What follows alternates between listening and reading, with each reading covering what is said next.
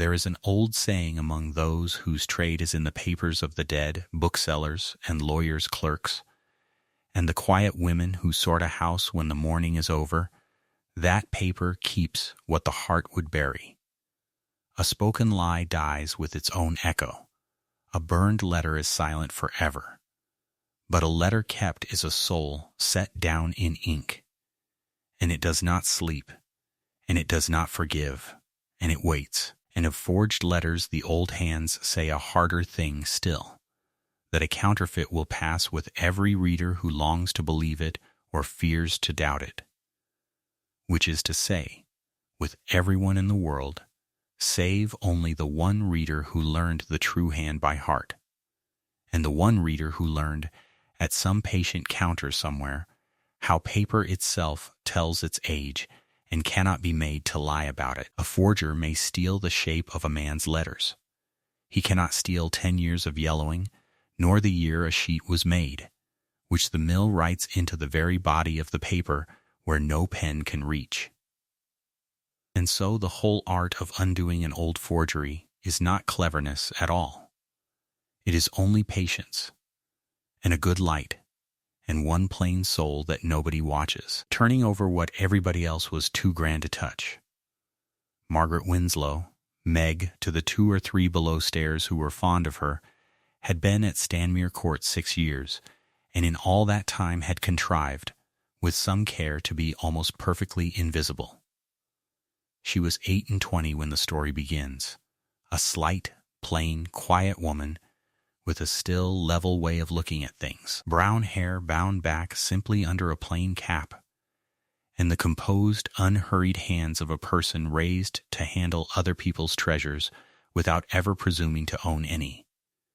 She had been born over a bookshop in the county town of Wallingham, the only child of Josiah Winslow, bookseller and dealer in old papers, a gentle, exact, unlucky man who knew more of hands and inks and watermarks than any man in 3 counties, and died no richer for it.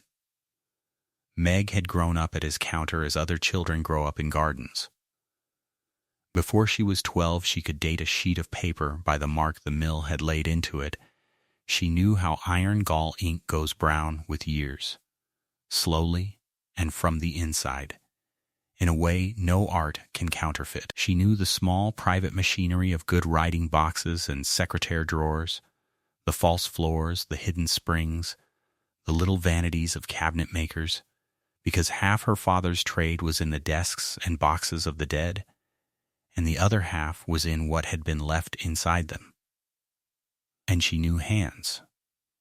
That above everything. Her father would lay 2 letters before her of an evening, one true and one counterfeit, and make a game of it, find the lie. Meg, the forger, draws, the honest writer writes. Look where the pen hesitates.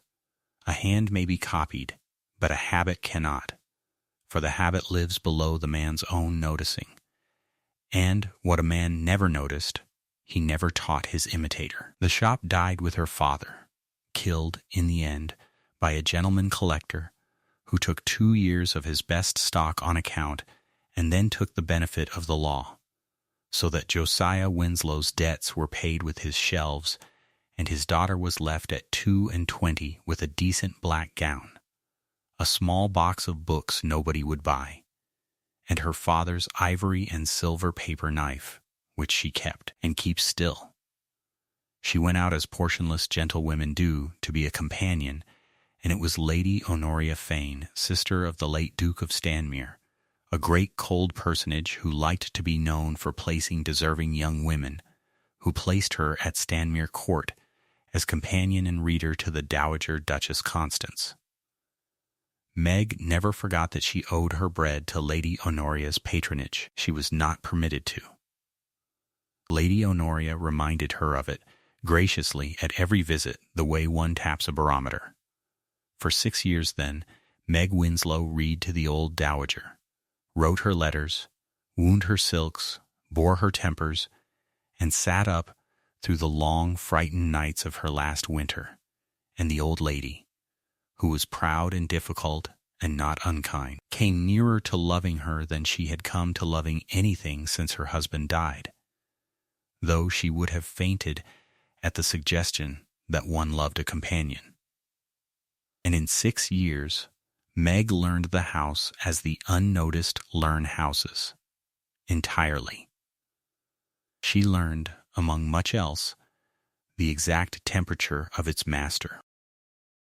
Edmund, Duke of Stanmere, was 35, and the county had 3 settled opinions of him: that he was the handsomest cold man or the coldest handsome man in the shire, as you pleased; that he did his duty by his land and his people with a thoroughness that shamed warmer men; and that somewhere behind that courteous winter face there had once been a young man nobody now living was allowed to remember. Meg had heard the story her first month at Stanmere, from the housekeeper, in the tone reserved for cathedral ruins. 10 years before, he 25 then, and open-hearted, and by every account the pleasantest young gentleman in the county, he had loved Miss Arabella Latimer, the daughter of a gentleman of small fortune over toward Merrifield. A beauty, but that was the least of it. A warm, quick, laughing girl, and he was mad for her, and she for him, and the thing was as good as settled, though never announced. And then, in the autumn of the year 1810, it simply stopped. The Latimers left for Ireland on some matter of Mr. Latimer's property. There came one letter back, and after it, nothing.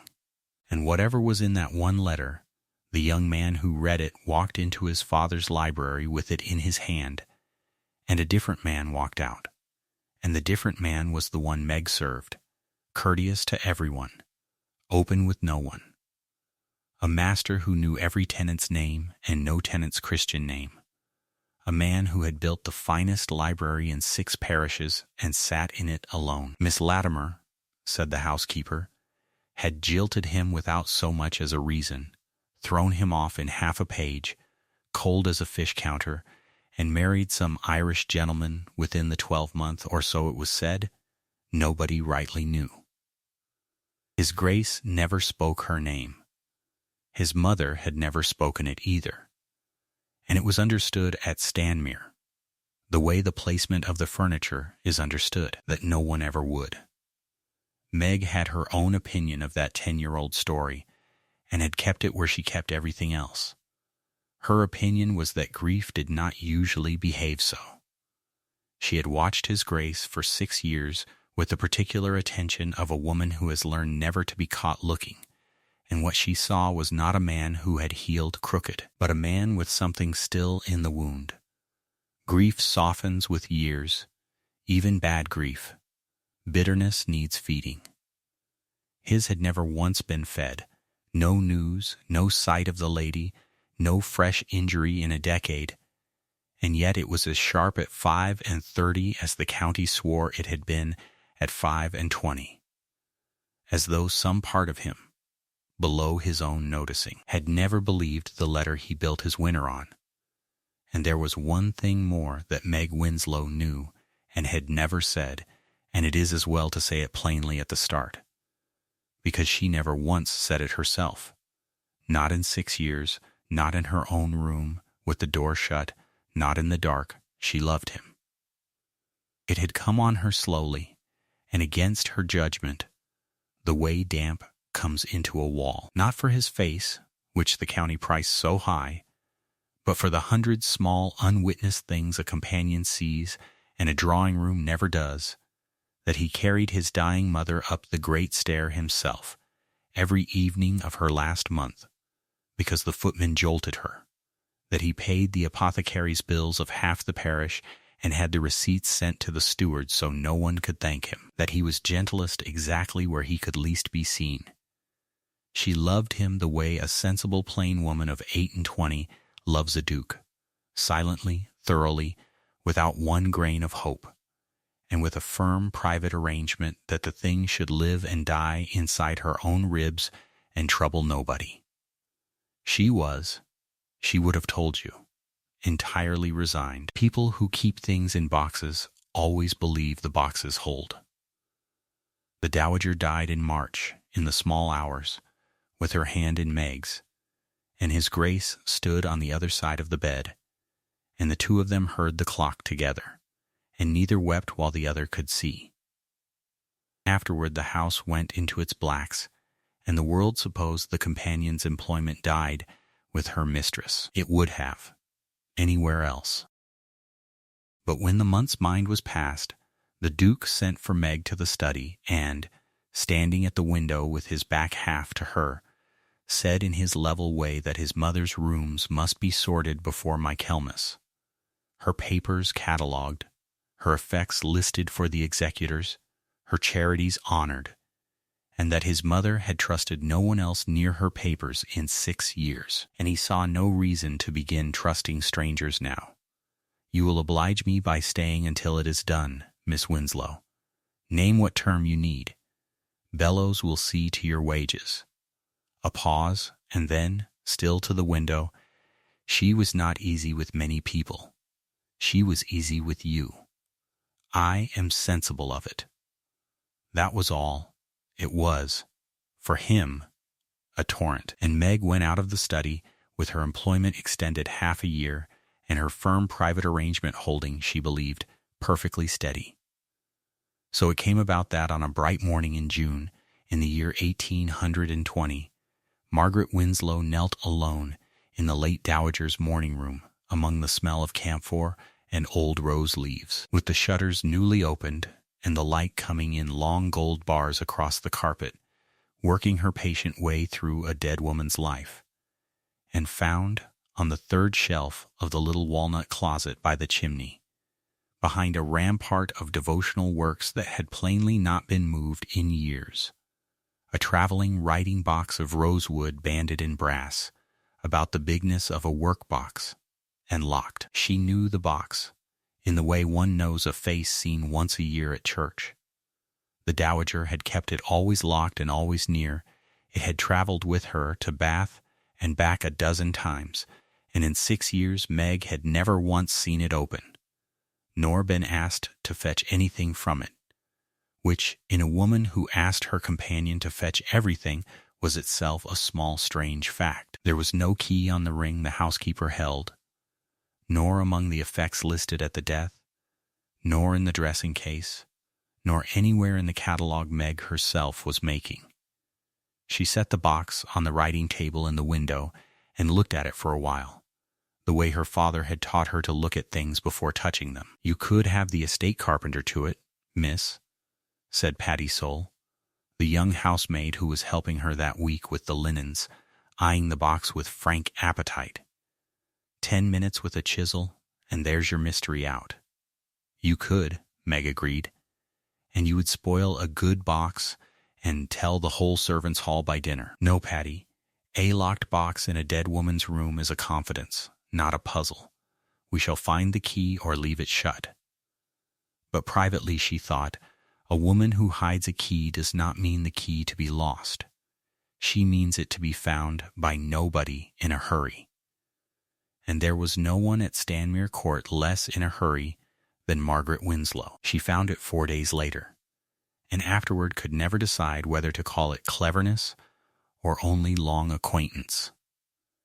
She was listing the contents of the Dowager's workbox, the silks, the thimbles, the 40 years of needles, and at the bottom lay the old lady's pincushion, a fat strawberry of red velvet that had sat at her elbow time out of mind, gone bald on one side where her rings had worn it. It weighed wrong. Meg had handed that pincushion across a work table 1,000 times, and it weighed wrong, the way a book weighs wrong with a letter left in it. She turned it and found along one seam a line of stitching newer than the rest, a fine, careful, old woman's whip-stitch, done with eyes that could no longer see it, and she sat quite still for a moment, because there is a particular feeling that comes when the dead have left something for your hands only, and it is not triumph, it is more like being called by name from another room. Then she took her scissors, said half a prayer, and opened the seam. Inside, bedded in the bran, was a small brass key. It turned the rosewood lock as sweetly as if it had been oiled for the purpose. And the box, opened, was a disappointment, was designed, she understood later, to be a disappointment. A tray of dried-up sealing wafers, 2 old quills, a bundle of receipted bills from a Bath apothecary, a prayer printed on silk, the sort of contents that make an executor nod and close the lid. But Meg Winslow had grown up among boxes, and this one was lying. The tray sat too high. The inside was a good 2 inches shallower than the outside had any right to allow, and a rosewood traveling box of that quality, of that maker. She had already found his little paper label, a London man her father had spoken of with respect, was never built without its vanity. She lifted the tray, cleared the false floor, and went over the margins with her fingertips, patient as a tuner, until in the left-hand corner, under a rosette of inlay no bigger than a waistcoat button, something gave, a spring's small dry click, loud as a pistol in that quiet room, and the false floor rose on its hinge. The hidden drawer beneath was the full length of the box, and it was packed. 2 bundles of letters, each tied in ribbon, one in a faded blue silk, one in a green gone gray, a thin sheaf of loose papers, folded small. And beneath everything, flat along the bottom, a single unfinished letter in a hand Meg knew better than her own, the Dowager's, with the ink trailed off the last word, as though the pen had simply been set down and never taken up again. She should have stopped. She told herself so at the time, kneeling there in the June light, with the dust turning gold around her. She was to catalogue effects, not to read the dead's correspondence. The proper course was to carry the box straight down to his grace, unread. She had actually risen to do it. And then her eye, her father's eye, the eye that could no more unsee a hand than an ear can unhear a name, fell on the direction of the topmost letter in the blue-ribboned bundle, and the world went narrow and very quiet. For the letter was addressed to Miss Arabella Latimer, at Ballycrone, in Ireland. It was addressed in the Duke's own hand, younger, quicker, happier, but past any mistaking his. It was sealed with the Stanmere seal, the little heron she saw impressed on estate papers every week of her life. And the seal had never been broken. Meg sat down on the floor, which companions do not do, and untied the blue ribbon with hands she was interested to observe were not quite steady. There were 11 letters in the bundle. 9 of them were sealed still, his letters.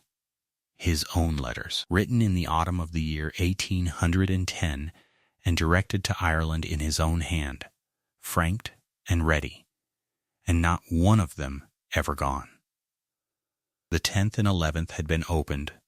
They were his also, earlier ones, and she did not read them then beyond the first lines, because the first lines were enough to make reading feel like housebreaking. They were the letters of a young man entirely, unguardedly, articulately in love. They had plainly been taken, read, and kept. The green ribbon held the other side of the correspondence, and here every letter had been opened. 14 letters in a light, warm, running hand, a hand that leaned forward as if hurrying to be with its reader, signed Arabella, dated from Ballycrone through that same autumn and into the winter, and Meg, kneeling in a dead woman's morning room with a stranger's love letters in her lap, read the first, and then, no longer pretending to any scruple, read them all. They broke her heart in order, one at a time. They were letters to a man who was not answering. The early ones were full of the crossing, and her father's tedious lawsuit and jokes that assumed an answer was already on the road. My next shall be shorter, for you do not deserve 2 pages who send me none. Then puzzlement, still laughing at itself. Then the laughter going. Then the 11th letter, which Meg was never in her life able to think of afterward without a tightening at the throat. Edmund, I will believe any honest thing you tell me, but I cannot believe silence, for silence is not like you. If your heart is changed, do me the kindness of a single line, and I will trouble you no more. Only do not leave me to invent you. And then the last 2, short, dignified, dying, and then nothing, because after that there had been nothing to keep. The loose sheaf of folded papers explained the nothing. There were 5 sheets, and they were drafts. 2 were versions, corrected and recorrected, of a short letter in a hand made to pass for Arabella Latimer's. Meg laid it against the true letters, and the imitation was good. Very good. A patient and gifted counterfeit. A cold, complete little letter of dismissal, informing his grace that her feelings had undergone an alteration, that she was persuaded they should neither of them be happy, that she wished him every future felicity and desired he would not write again. The 3rd and 4th sheets were versions of its twin, a letter in a hand made to pass for the Duke's own, releasing Miss Latimer from every understanding, regretting that his family's expectations must be paramount, wishing her well in a style whose civility was the cruelest thing in it. And the 5th sheet, which put the matter beyond every doubt and every charity, held both hands practiced together, line under line, a page of exercises, Arabella's capitals tried 9 times over, the Duke's signature a dozen times. Wrong, wrong, nearly right and down the margin, in the unmistakable, upright iron-gray hand that Meg had seen on 6 years of gracious condescending notes. In Lady Honoria Fane's own uncounterfeited writing, small workmanlike memoranda, the E still too round. A crosses her T long. Say nothing of the mother's illness, she will write again if given a reason. Burn this. Burn this. But her sister-in-law, the Dowager, had not burned it. She had kept it, all of it, every incriminating scrap, locked under a false floor for 10 years and the key sewn into a pincushion. And the last item in the drawer told Meg why. It was the unfinished letter, in the Dowager's own failing final winter hand, and it was headed, "My dear son." It ran only a few lines. "My dear son, there is a thing I have not had the courage to tell you, and the physician gives me reasons not to put it off longer. 10 years ago I did you a wrong which I believed at the time to be a kindness, and your Aunt Honoria, and there the ink stopped. The pen had been laid down on some interruption, some failure of nerve or breath, some ordinary afternoon, and death, which does not wait on courage, had come along in its own time and closed the account with the sentence still open. Meg Winslow sat on the floor of the morning room a long time, with 10 years spread around her in a half circle, and the house went on faintly and comfortably below her. A door, a bell, the gardener's barrow on the gravel, the sounds of a world that did not yet know it was changed. She was aware of a cold, methodical anger filling her up from the floor of herself, an inherited anger, her father's own, for she had been bred to hold that a letter was a soul in paper, and that to stand between a letter and its reader was as low a thing as could be done with clean hands.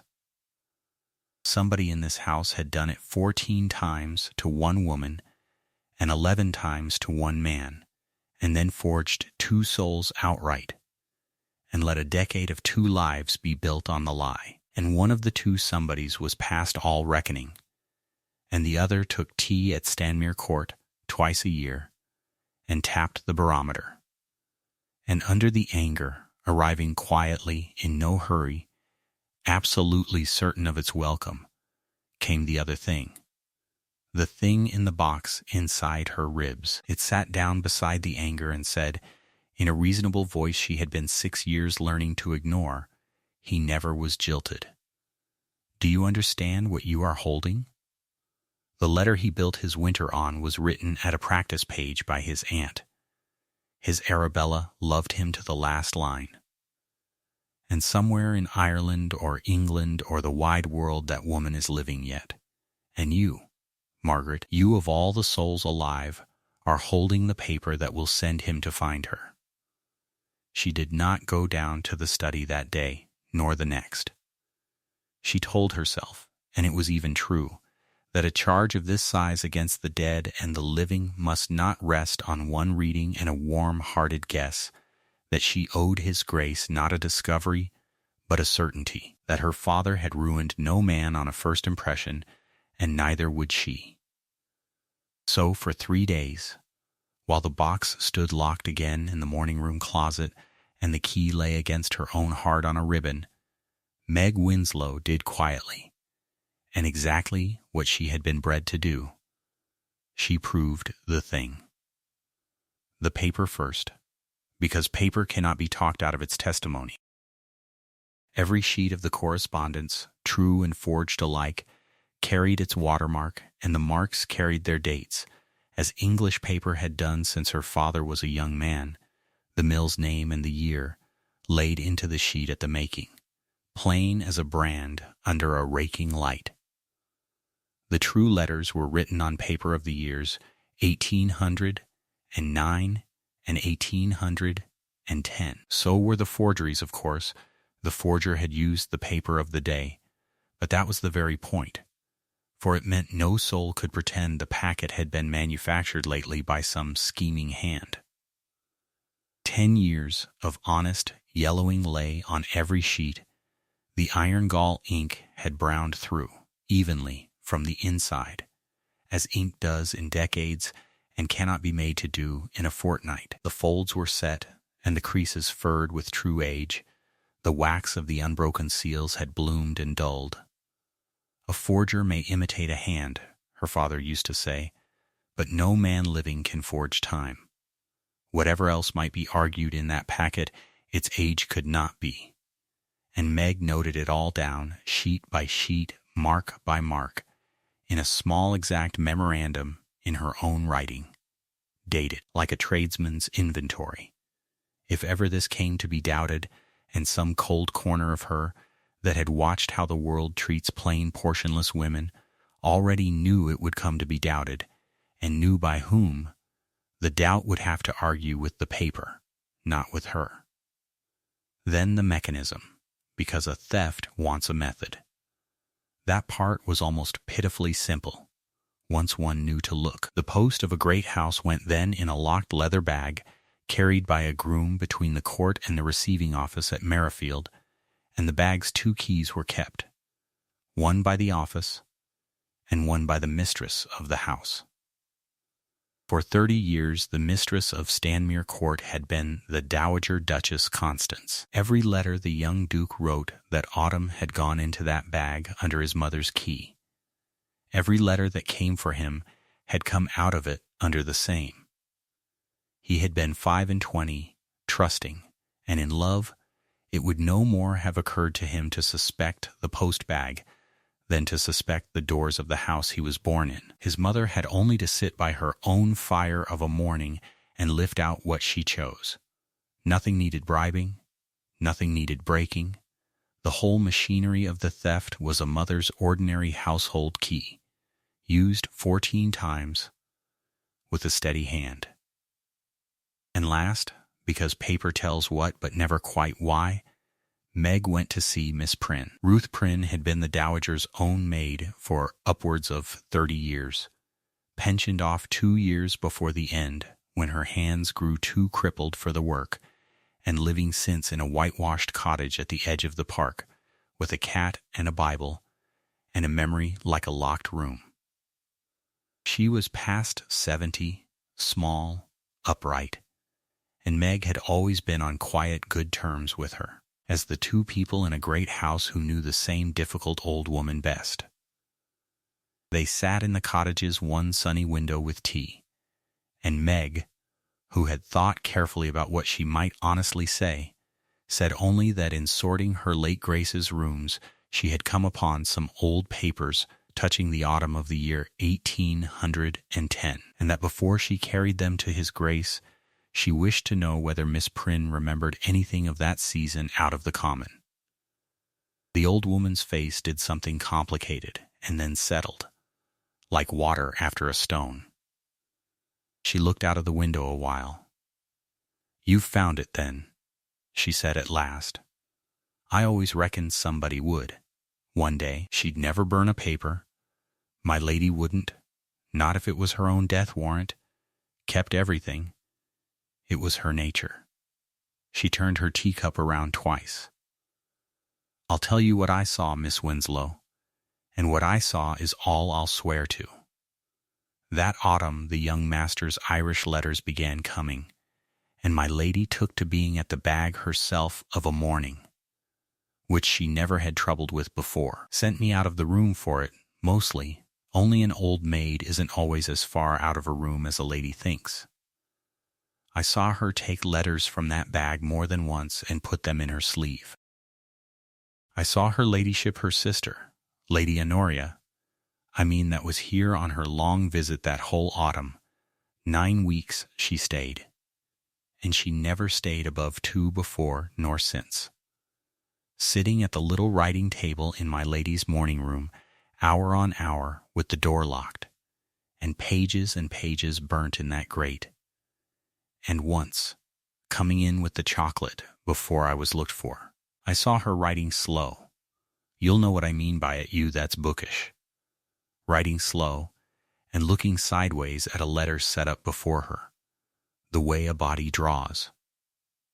And I said nothing, then nor after, God forgive me, for I was a servant with a mother of my own to keep off the parish, and what a servant sees in a great house, she buries, or she starves. But I'll not go to my Maker with it buried, if it's wanted now. Is he to know at last, then? The Duke? Yes, said Meg. He is to know. Then God be thanked, said Miss Prynne, and began, without any fuss, to cry. For I dressed my lady 30 years, and I loved her, and she was a hard woman that did one wicked thing, and it ate her like a worm in an apple. And the last winter, when her mind wandered of a night, it was all Edmund. Edmund, I must tell Edmund. And me holding her hands and knowing right well what it was she must tell him and never could. You bring her out from under it, Miss Winslow. The dead can't confess. It wants living courage. That does. Then she wiped her eyes with the backs of her ruined hands and added, with the terrifying practicality of the old, and you'd best be quick and careful both, my dear. For if her ladyship Lady Honoria comes to hear that box is opened before his Grace has it, that packet will be ash in an hour, and you'll be on the road by dark with a character that won't get you a scullery place. I know her.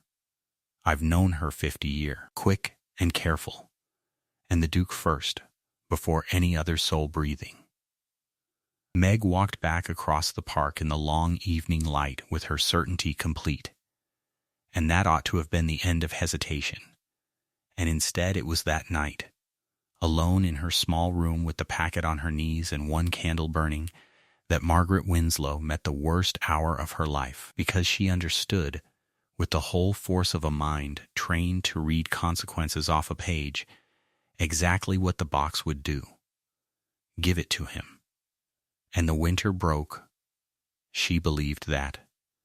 She had staked her own soul's arithmetic on it. But break it how? The letter that had made him was a lie. Unmake the lie. And somewhere under 10 years' ice was a man who had loved Arabella Latimer with his whole open heart, and had never once, not for an hour, been given any honest reason to stop. Meg had read 14 of that woman's letters. She knew none better in England, now, precisely how worthy of loving she had been. What stood between his Grace and his first love, this night, was one packet of paper and the woman holding it. and the woman holding it was the only living creature who knew it existed. The fire was 4 feet away. It was June, but there was a fire laid. She had only to put a match to it, and the house would stay exactly as it was. The master courteous and frozen, and hers to watch across the years. The mother's memory clean, the aunt unexposed. The companion kept on, valued, needed, safe. Nobody would ever know. There was not one soul alive to be the wiser. And the dead had kept the secret 10 years themselves. They could scarcely reproach her.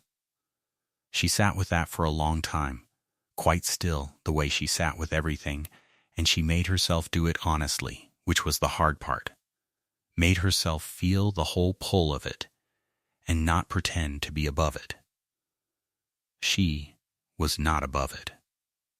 She wanted him. She had wanted him for years. With a want she had starved so patiently it had learned to live on watching, and here in her lap was the plain instrument of losing even the watching. Give him this. And the best case was that he rode away to Ireland and came back betrothed, and Margaret Winslow packed her box of books and went to be quiet in some other person's house for the rest of her life, having personally, with her own hands, delivered him to another woman. That was the best case.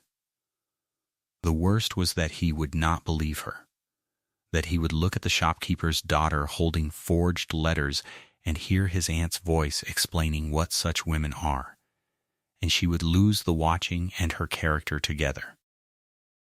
And then, because she was her father's daughter before she was anything else, she took up the 11th letter of the green bundle and read it once more by the candle.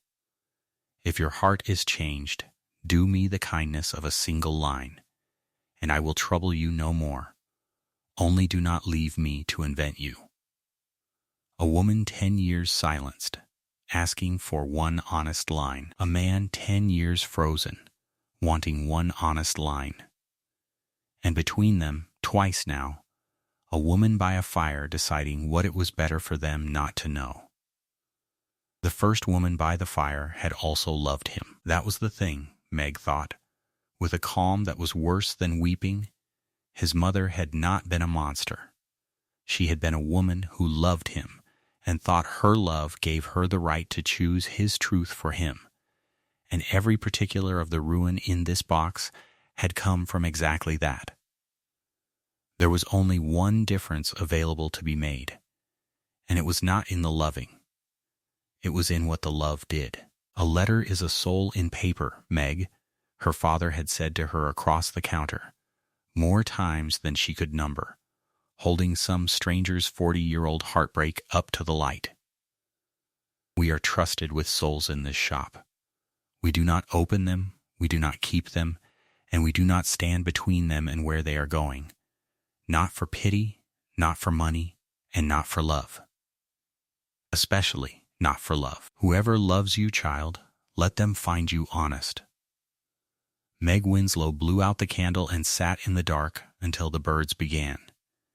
And when the maid brought her water at 7, she was already dressed, and the packet was wrapped and tied, and her face, Patty said afterward, she remembered it, was the face of somebody walking to church. At 10 o'clock, when the steward had gone out to the home farm and the study was his alone, she knocked on the Duke of Stanmere's door and asked, in the voice of a woman asking about candle ends, whether his grace could spare his mother's companion 1 hour on a matter concerning her late grace's papers.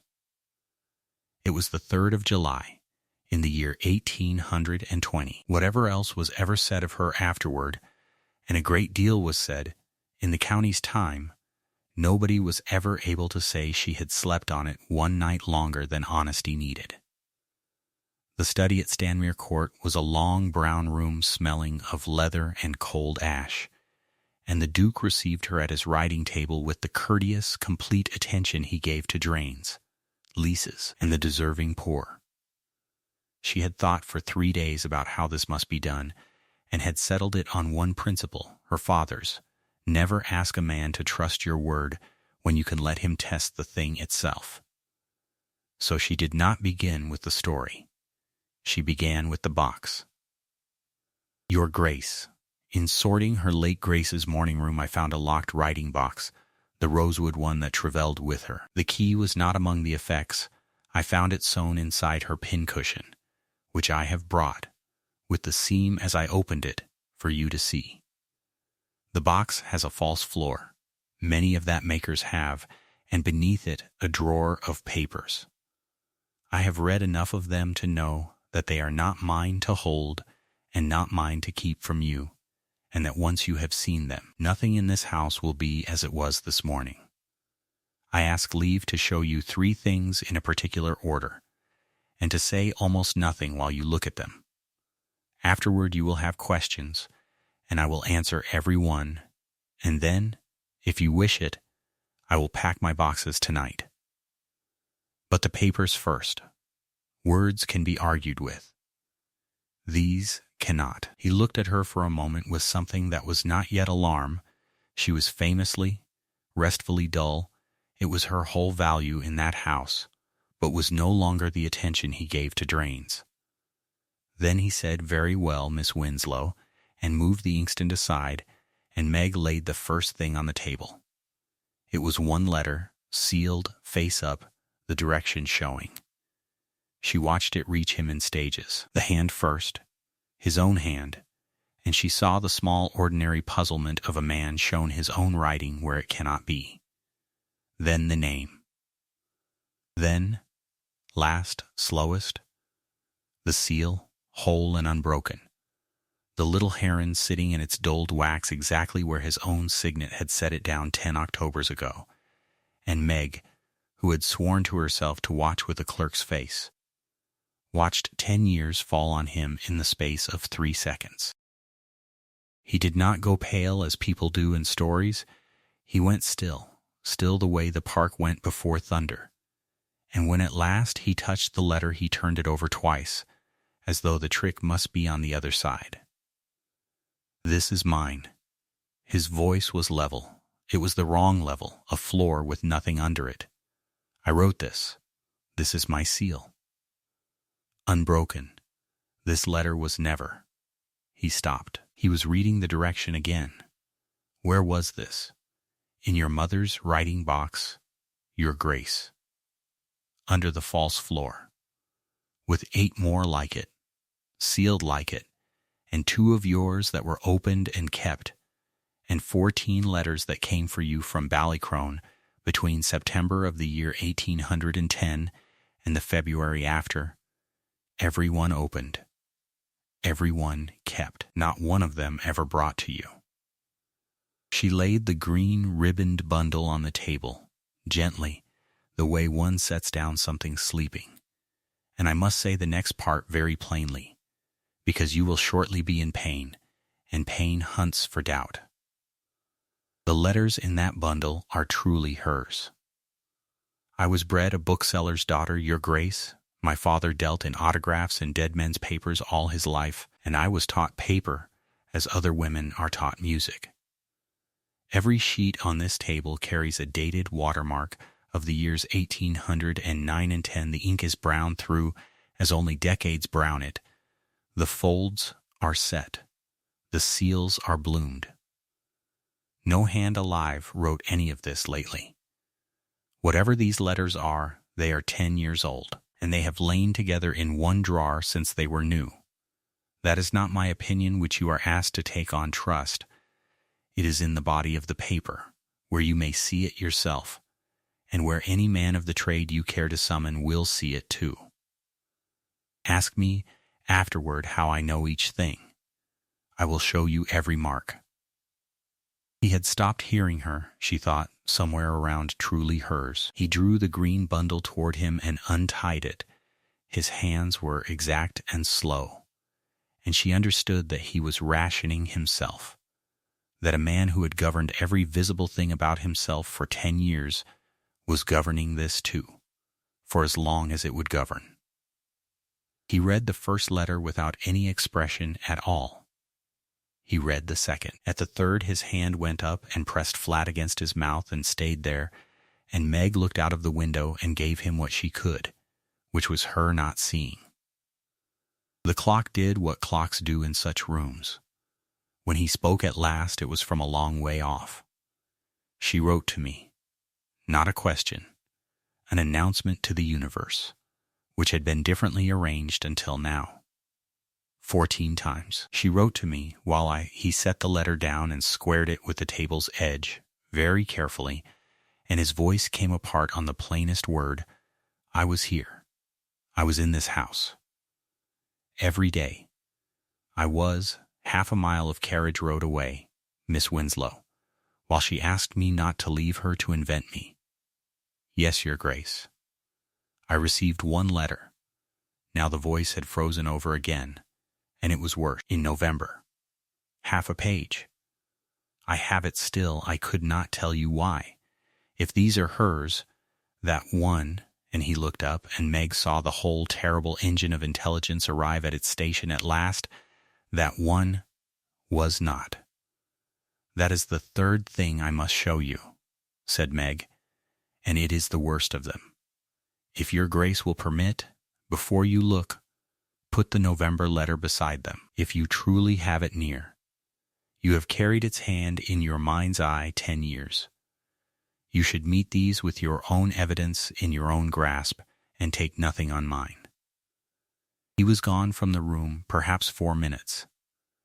She never learned where the letter had lived those 10 years, and never asked, but he came back with it, half a page, worn soft at the folds as only much-handled paper is worn, and the sight of that wear undid her nearly as far as anything that morning, because it told, more plainly than testimony, how many times a proud man had gone back to his own sentence to read it over. Then Meg laid down the loose sheaf, the 2 corrected drafts of the letter he held, the 2 drafts of its twin in his own imitated hand, releasing Arabella, and last, the practice page. Capitals tried 9 times over, his own signature repeated down the sheet. Wrong, wrong, nearly right, with the workmanlike memoranda in the margin in a living hand he had known from his cradle. The E still too round. A. Crosses her T long. Say nothing of the mother's illness. She will write again if given a reason. Burn this. There are silences and silences. This one lasted, by the clock, a little over 6 minutes, while the Duke of Stanmere stood at his writing table and read, in his aunt's hand, the manufacture of his life, and Meg Winslow stood where she was and did not stir, because the only mercy available in that room was that he should not have to compose his face for anybody. When at last he set the practice page down, he asked one question, and it was not the one she had braced for. My mother. The 2 words came quite evenly. You are certain of her part. Not only my aunt. My mother knew. Your Grace, the box was hers, locked, and the key hidden by her own needle. The post-bag key was hers. No letter could be taken, coming or going, but through her hand. And Meg had thought hard about whether to lead with mercy or truth, and had found, as her father always said one did, that they were the same thing arranged in a different order. There is one paper more, and it is the reason I could bring you all the rest. It is unfinished. I believe it was meant for you to have after her death, and courage or breath failed before it was done. You should have it from her, and not from me. And she laid the last sheet on the table, my dear son.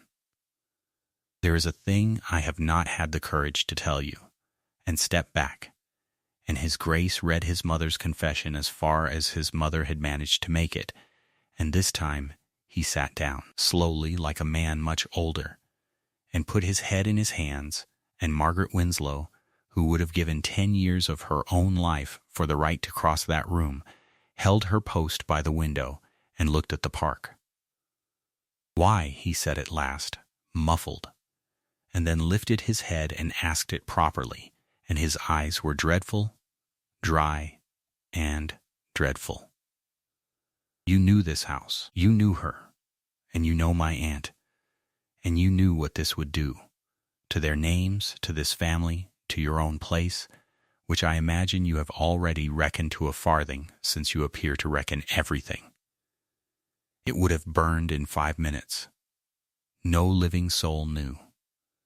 Even her, a hand, not quite steady, toward the green ribbon, even she has settled her account with it long since. Wherever she is, the dead were safe. I was, as I was, you were provided for as long as you chose to stay. Every interest you have in the world said burn it. Why am I reading it? And Meg, who had answered this question at midnight with her whole life in the scale, found it quite simple to answer at mid-morning. Because it was yours, your grace. The letters were written to you. They have been kept from their reader 10 years, and I was not willing to make it 11. My father kept a shop of other people's papers, and the first law of it, before profit and before pity, was that a letter is a soul, and you do not stand between a soul and where it is going.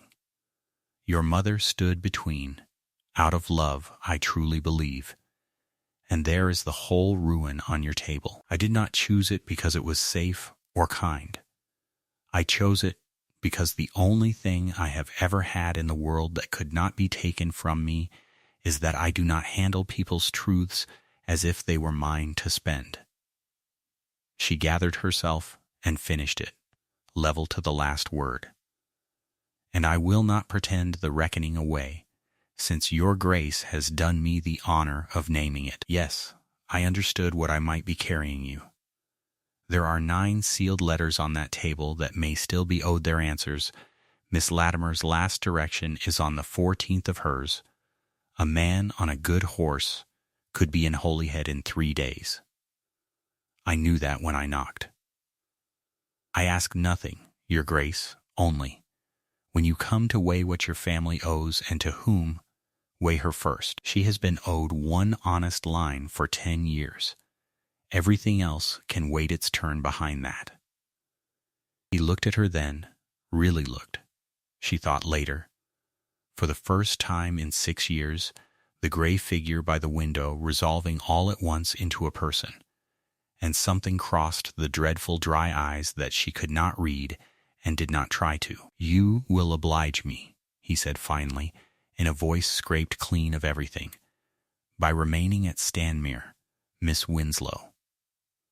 Whatever this house is about to become, it appears you are the only member of it who can be relied upon to tell me the truth in it.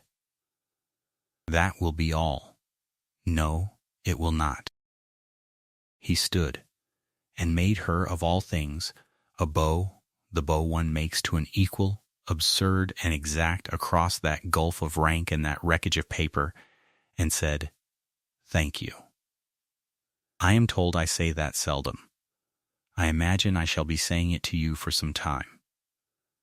And Meg Winslow curtsied, and went out and walked steadily as far as the second landing, where she sat down on the window seat because her knees had resigned, and below her, faint through 2 floors, she heard the study door lock, and knew that somewhere in that long brown room a man was breaking a seal 10 years old, and then another, and another, reading his own letters at last, the saddest correspondence in England, both sides of it faithful, and neither side ever once delivered. The house knew by nightfall that something had happened, because houses always know, but it did not know what. Because for once the 2 people who knew were the 2 most silent people in the county. His Grace kept the study 2 days. On the 3rd he sent for Mr. Treadwell, the family's solicitor from Wallingham, a dry, discreet, gray little man who arrived at noon and left at dusk with a face that gave away nothing, and a commission that Meg only learned the shape of afterward, to find, without noise, what had become of Miss Arabella Latimer, late of Merrifield and of Ballycrone in Ireland. It took the little man 9 days. The answer, when it came, was so gentle an anticlimax that fate might almost have been apologizing. Miss Latimer had never married any Irish gentleman. That had been the county's invention, a decade old, growing like moss on silence. She had come back to England with her family in the year 1812, and in the year following had married the Reverend Henry Colfax, a Norfolk clergyman, and she lived yet, the wife of the parson of a marsh country parish called Saltbeck, in a brick parsonage with a garden running down to the levels, by every account Mr. Treadwell's correspondents could gather, respected, busy, and content. Meg carried that intelligence around inside her for a full evening like a swallowed stone, despising herself with great thoroughness the while, for the first motion of her heart at the word married had been a rush of shameful animal relief, and the second, hard behind it, had been shame at the relief, and the third had been the cold recollection that married and content need not close an account 10 years overdrawn, and that no one on earth could say what a man like his Grace, or a woman like Mrs.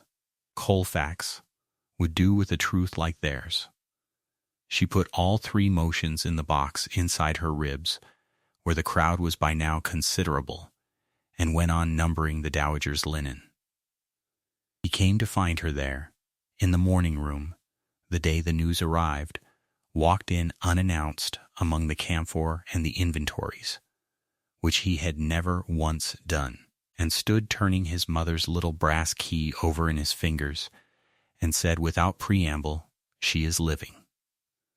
Married these 7 years, a clergyman in Norfolk. Children about her, I am told. Content." He looked at the key. "I am glad of it. You will notice that I say that like a man practicing a sentence in a language he means to learn. I intend to go on saying it until it is true, which I am advised may take a little time.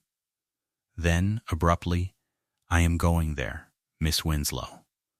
Treadwell may write, the world may stare, my aunt may take what view she pleases. A letter began this, and I will not end it with one. 9 of those seals were owed to her hand 10 years ago. She shall have them from mine, and one honest line spoken aloud, and then the account is closed, however it is closed. Tell me I am wrong, and I will weigh it. You appear to be the only person who does." "You are not wrong, Your Grace," said Meg, and her voice held, which she counted afterward among the harder work of her life. "It is her truth as much as yours. Take her letters, and take mine own memorandum of the papers if it can serve, and, if I may advise, take nothing else. No amends, no explanations of your family, nothing that must be answered. Let her do the arithmetic herself, as you have had to. She was asked once not to be left to invent you. 10 years late is still better than never. 10 years late is still better than never," he repeated, slowly, as though filing it with the other sentence he was learning, and at the door he paused and said, not turning, "My mother trusted no one else near her papers. It appears she chose better than she knew," and was gone, and the next morning early from her window, Meg watched the traveling chaise take the North Avenue in a fine rain, and stood watching a long time after it was out of sight, and then sat down at her small table and wrote, in a fair round steady hand, her notice to the steward, that with his Grace's affairs now ordered and her late Grace's rooms all but complete, Miss Winslow begged leave to be released at Michaelmas, and would be obliged for the favor of a character. She had promised herself this one dignity on the night of the candle, that whatever he rode home to become, he should never once have to wonder what to do about the woman who knew everything.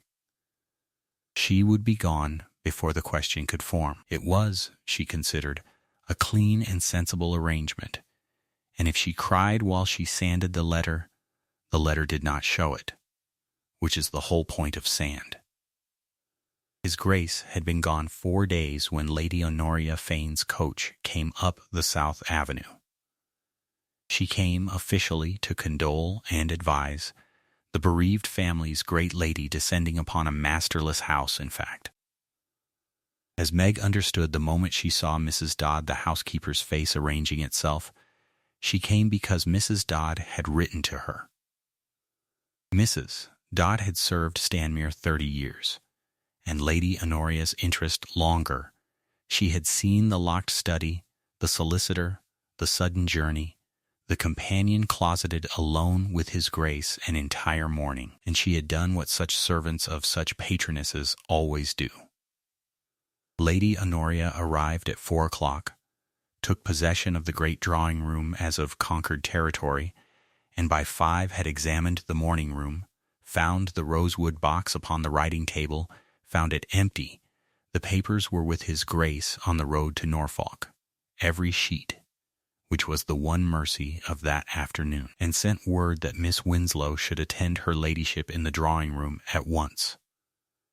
And Meg, climbing the great stair with her heart going like a watch, thought of old Miss Prynne in her sunny window, quick and careful, and the Duke first, and thanked God and a fast chaise that the Duke had indeed been first, for everything in the county's world that could be burned was beyond burning now. The scene in the drawing-room was carefully furnished.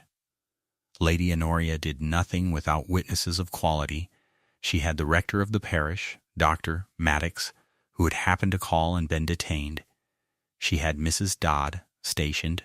She had her own woman, and 2 of the upper servants at the doors, and the long room golden with the evening coming in over the park, and she sat in the center of it, upright, silver-haired, magnificent, 70 years of unquestioned consequence arranged like artillery, and let Meg walk the whole length of the floor toward her before she spoke. Miss Winslow, I placed you in this house 6 years ago, out of charity to your father's misfortunes. I am told how you have repaid it. You will be silent and hear me. I am informed that you have been through her late Grace's private papers, that you have pretended to discover among them certain letters, that on the strength of this pretended discovery you closeted yourself with my nephew for a morning, worked upon his grief, and have now sent him off on some errand of your manufacture, none knows where, while you sit in possession of the house. I know what you are. I knew what you were when I took you out of a bankrupt shop, and I blame my own soft heart that I did not foresee it. A shopkeeper's daughter, bred up among inks and hands and the tricks of paper, who better in all England to manufacture a packet of old letters? You will tell this company where the forgeries are. You will confess by whose hand they were made, and you will be out of this house by morning. And grateful, grateful, Miss Winslow, if I am persuaded to leave the matter with your dismissal and not with the assizes. There was a silence. The rector looked at the carpet in an agony. Mrs. Dodd looked at Meg the way winners look, and Margaret Winslow, standing alone on all that polished floor in her gray gown, with her place gone, her character in the fire, and everything she had reckoned on the night of the candle arriving exactly to estimate, discovered that her voice was, after all, perfectly steady. Because, she thought, with a flicker of desolate inward laughter, I have already lost everything this room can take. Her ladyship is bombarding an empty fort. I will answer everything your ladyship has asked, she said, in order, and before this company, and I ask only that the company remember afterward that I did not seek this audience, I was summoned to it. First, madam, I have manufactured nothing, and the proof does not rest on my word, my character, or my breeding, but in the body of the papers themselves, which are where no hand in this house can now reach them, with his grace. Every sheet of that correspondence bears its maker's watermark and the year of its making, the years 1809 and 10, woven into the paper at the mill. Its ink is brown through with true age, Its folds are set, its seals are bloomed and dulled. Your ladyship says I was bred among inks and hands and the tricks of paper. And for once your ladyship and I are in perfect agreement. I was, and so I will tell this company what any man of that trade will tell them on his oath. A hand may be forged, but time cannot.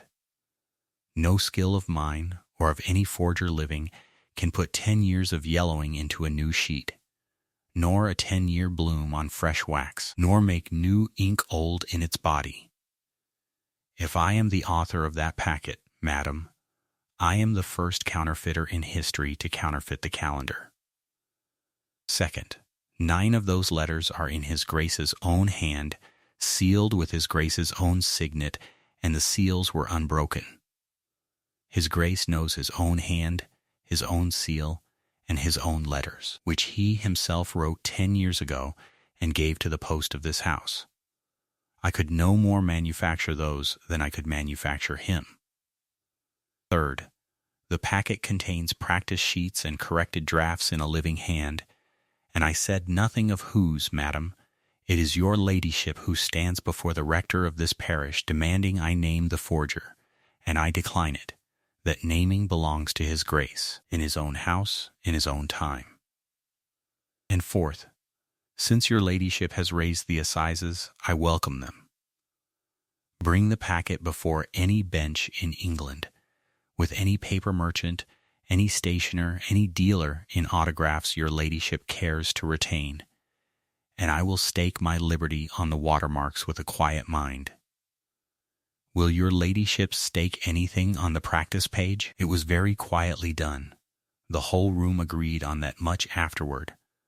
Whatever else the county came to quarrel over, the companion never once raised her voice, which somehow made it worse. And Lady Honoria Fane, who had governed every room she had entered for 50 years, looked down the golden length of that one at a plain gray woman who would not lower her eyes, and made the first tactical error of her long life, she said, into the listening silence, shrill as a gull. The practice page proves nothing. Anyone's hand may be imitated, and stopped. 1/2 second too late, stopped, hearing it herself, for no living soul in that room had said one word of what was on the practice page, nor that any imitating of hands was in question at all. No soul, but the one who had written it, and burned her instructions to burn it into her own memory instead. The rector's head came up. Even Mrs. Dodd's face went uncertain, like a candle guttering. And in the enormous stillness that followed, while her ladyship sat with her mouth a thin line and her 70 years of consequence draining visibly away into the carpet, the double doors at the room's end opened, and the Duke of Stanmere, travel-stained, 4 days of Norfolk Road on his boots and something in his face that had not been there in 10 years, walked into the drawing-room where nobody had heard the chaise, and it became apparent from the first syllable that he had been standing in the hall long enough to have heard everything that mattered. "Anyone's hand, aunt?" he said. "Yours crosses its memoranda long. The E, you will be relieved to know, came right in the end." What passed in the next quarter of an hour Stanmere Court talked of for 30 years, in the way houses talk, each teller adding a candlestick. But the sober truth was quiet, and the quiet was the terror of it. His Grace did not rage. He crossed the room, gave Miss Winslow a bow. That same level bow, equal to equal, delivered this time before the rector, the housekeeper, and the door's worth of listening servants. A bow that rearranged the standing of every person present, and was meant to, and then turned to his aunt and spoke as evenly as a man reading a lease. The papers were in his strong-box, he said, every sheet, and copies attested before a notary at Norwich, so that no fire anywhere could now be of the least service to anybody. He had spent 4 days learning precisely what had been taken from him, and from a lady in Norfolk whose forgiveness He said this looking at his aunt with a courtesy more dreadful than any oath. Was of a quality neither he nor his aunt had any right to, and one of them at least did not propose to insult by pretending to deserve. There would be no assizes, the dead could not stand there, and he would not hang the family's shame around a living county's neck for the pleasure of watching it strangle her ladyship along the way. But Lady Honoria would find Bath agreeable, or the Continent. Her jointure would go on while her absence did. She would be gone from Stanmere by morning and from the county by the month's end, and if one word against Miss Winslow's character were ever traced to her ladyship's letters, her practice page, and her memoranda, attested, notarized, and safe, would be laid before every drawing-room in the shire with his compliments. You taught me at 25 what a well-made letter can do, Aunt. Do not oblige me to show you that I learned. She went by morning. It was observed by the servants that her ladyship, who had entered every room at Stanmere for 50 years as though it were her own, left the last one looking at the carpet, and Mrs. Dodd gave her notice within the week, unasked, having the sense at least to know what her letter had set marching and where it had arrived. Old Miss Prynne was fetched up to the house in the gig, at his Grace's own order, to drink tea and be thanked, and the county, which knew by now that something enormous had occurred and could not for its life discover what, entered upon the happiest autumn of speculation in its history. It was the evening after the coach went that he told Meg about Norfolk. He found her in the library. She had contrived to be finding a book, and he stood at the long window with the last light on him and gave his account plainly, like a man rendering accounts to a partner, which she did not yet understand was exactly what he was doing. He had reached Saltbeck at noon of the second day, he said, and had sat in the chaise at the head of the lane a full half-hour, 35 years old, and unable to walk down a garden path. And in the end the matter was taken out of his management entirely, because the parson's wife came out of her own gate with a basket on her arm, bound for some cottage in the village, and looked at the stranger's chaise, and knew him across 10 years and 20 yards, at once, the way one knows a hand. She stood quite still a moment, he said. And then she said, not to me exactly, she said, well, then there is an explanation after all, and opened her own gate again, and said, you had better come in, Edmund Missers. Colfax is at home. You will like him. And I went in, Miss Winslow, and I did like him. That was not the strangest thing about the day, but it was near it. He had put the letters into her hands himself, the 9 sealed ones, hers by right these 10 years, and her own 14 home again, and the drafts, and the practice page, and the unfinished confession, all of it. And Arabella Colfax had sat in her own parlor with her husband's hand on the back of her chair, and read her way through the ruin of her first heart in something under 2 hours, crying frankly when crying was wanted, in the way of a woman long past needing to look well while she did it. And at the end she had set the practice page down and said something he repeated to Meg word for word, because, he said, he had turned it over every mile of the road home. She had said, how they must have been punished, Edmund. Think of it. Your mother lived 10 years beside you, watching what her mending had made of you, and died with the sentence in her mouth. We at least only lost each other. They had to keep what they did. I would not change places with either of those women for a kingdom. And then she had wiped her eyes and rung for her children. He said this quite steadily, and there had come in a whole vigorous parsonage full, and the eldest girl had her mother's laugh, and the 2 of them, Duke and parson's wife, had sat being introduced to one another's actual lives for an hour, and the 10 years had quietly finished dying somewhere in the middle of it. "I went to Norfolk to close an account," he said.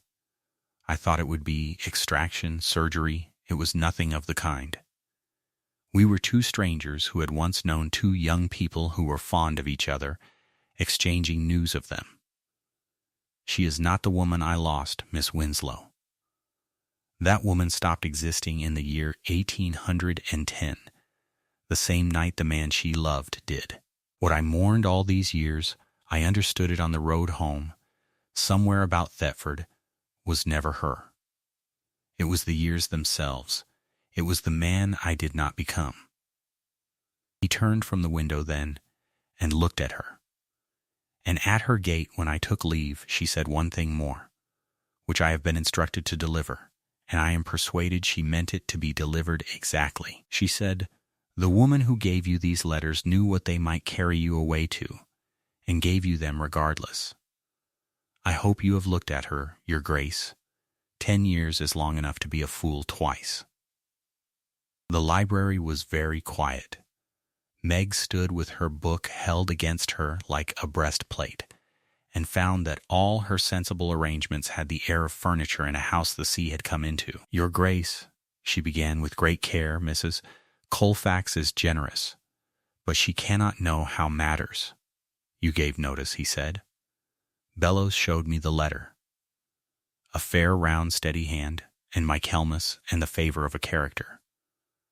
I have been home 2 days, Miss Winslow, and that letter is the only thing in 10 years that has frightened me. He came away from the window.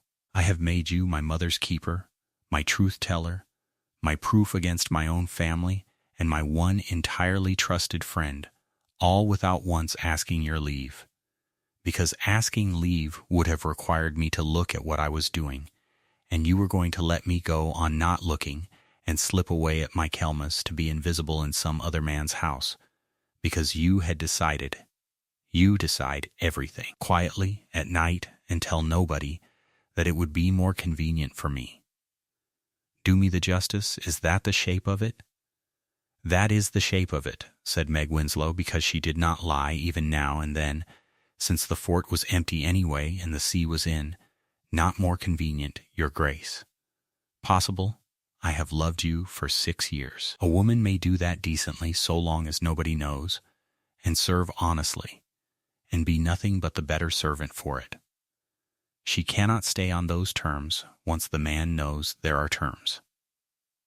I gave you the letters because they were yours.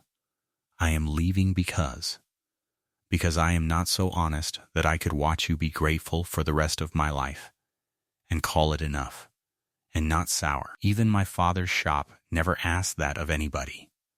So, Michaelmas. And you need not look at me in that way, as though I were a discovery. I am the same dull woman who has handed you the newspaper for 6 years. Nothing whatever has changed but your information. Nothing whatever has changed but my information, the Duke repeated, and something happened to his face that the county would not have recognized.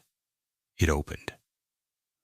"Miss Winslow, Margaret, everything that has ever mattered in my life turned out to be a matter of information. I hated a faithful woman 10 years on false information. I froze solid on false information. And then a plain, gray, truthful person walked into my study with a box, and I have spent this summer discovering what the true information was, and the last item of it arrived 2 days ago at a parson's gate, and here it is, the thing I have watched for 6 years and called reliability. The stillness and the exactness and the fearlessness that never once flattered me. I am not grateful to it, madam. I am in love with it. I would have said so more gracefully at 25, that man was better company, you get the one the letters left. So I will say it plainly, which is at least the dialect of this house now. I have had 10 years of silence for want of one honest line. Give me the line, Meg. Will you marry me?" And Margaret Winslow, who had opened every hidden drawer at Stanmere but the one inside her own ribs, and found even that one, at the last, standing open and the contents known, set down her book, and looked at him with her father's level eyes, and gave him the line. "Yes," she said, "and you shall have it in writing whenever you require it, your grace, for I am told my hand does not forge." They were married before Christmas, quietly, from the court, by Dr. Maddox, who told the story of the drawing-room afternoon at every dinner he ate for the rest of his life, and never once got it wrong, which for a county rector was reckoned miraculous.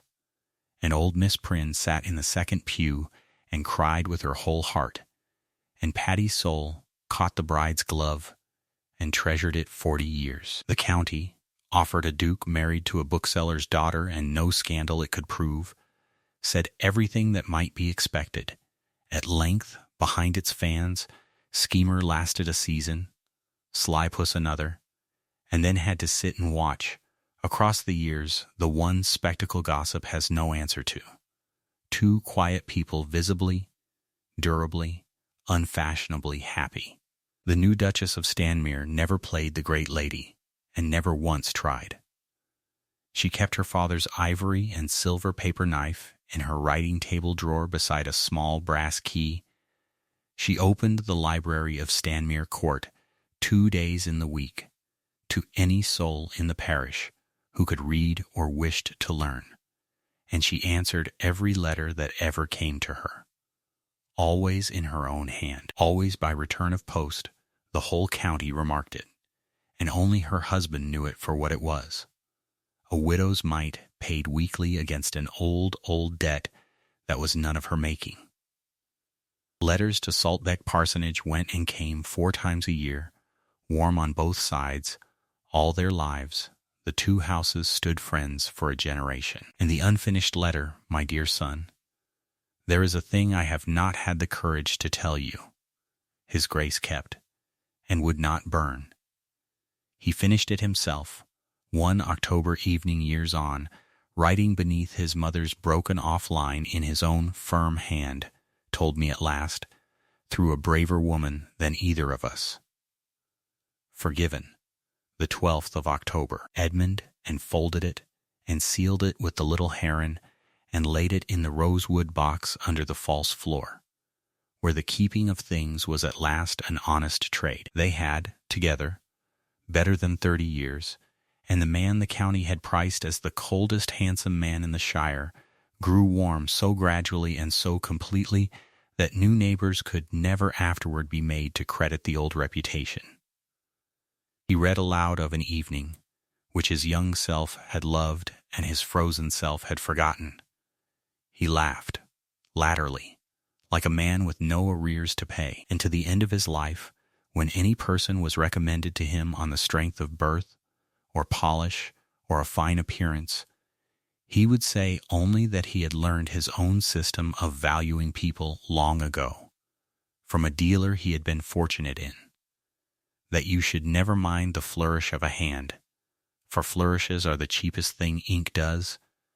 You should look where the pen does not hesitate. His Duchess outlived him by 6 years, sorting his papers herself, letting no other hand near them.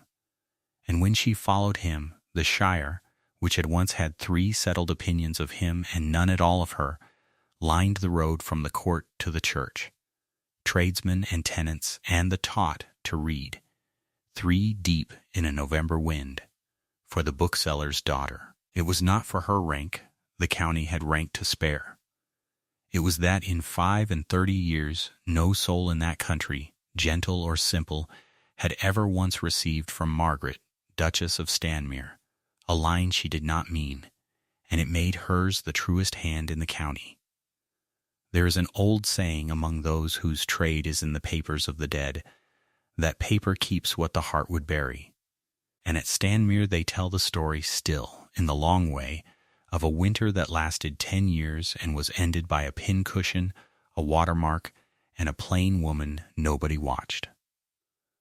A great lady forged 2 hands and stole 2 souls' correspondence, and was believed, as great ladies are, and every art she used was defeated in the end, not by a magistrate and not by a cleverer schemer, but by a quiet companion who knew that time signs its own name in paper where no forger can reach, and who, holding in her lap the one packet that could send the man she loved to another woman, handed it to him with both hands, because it was his.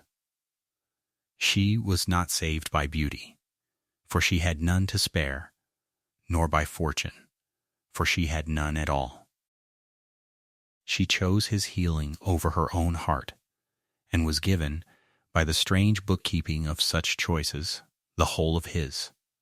And whenever, long after, a proud man was fed a convenient lie, or a plain woman's honesty was called scheming, or a letter went at last where it had always been owed, somebody in that county would tell of the gray companion who would not stand between a soul and where it was going. And it made hers the truest hand in the county. Thank you for listening to the story all the way to the end. Please tell us which city you are watching from and what this story made you feel. And if it moved you, consider subscribing softly so you won't miss the next one.